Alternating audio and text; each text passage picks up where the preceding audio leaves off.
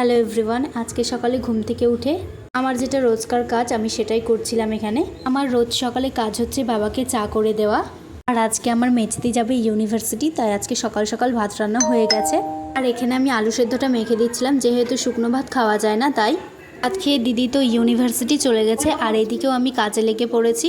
এই ঘরটা নোংরা হয়েছিল তাই আমি ঝাড়টা দিয়ে মুছে নিলাম পুরো বাড়িটা। প্রথমেই তো বারান্দাটা মুছে নিলাম, তারপর আমাদের ঘরটা এখানে মুছছি। আর ঘর মোছার পরে ঘর দিয়ে একটা যে সেন্ট বেরোয় ওটা কিন্তু বেশ ভালো লাগে আমাকে। আর মা এদিকে বানিয়েছিল বড়া, তাই আমি সেটাই দাঁড়িয়ে দাঁড়িয়ে এখানে খাচ্ছিলাম। তারপরে তো স্নান করা আমার কমপ্লিট হয়ে গেছে।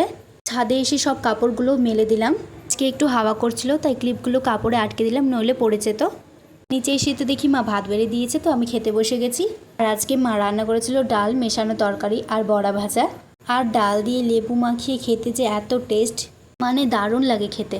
আর আজকে বিকেলবেলা মা একটু ক্ষীর বানাচ্ছিল, আর তার সাথে নাড়ু ঠাকুরকে দেওয়ার জন্য। অনেকদিন ধরেই নারকেলটা বাড়িতে ছিল, তো ভাবলাম আজকে কিছু বানানো যাক। আর আমি এখানে নাড়ু বানাচ্ছিলাম, জানি না কেমন হচ্ছে।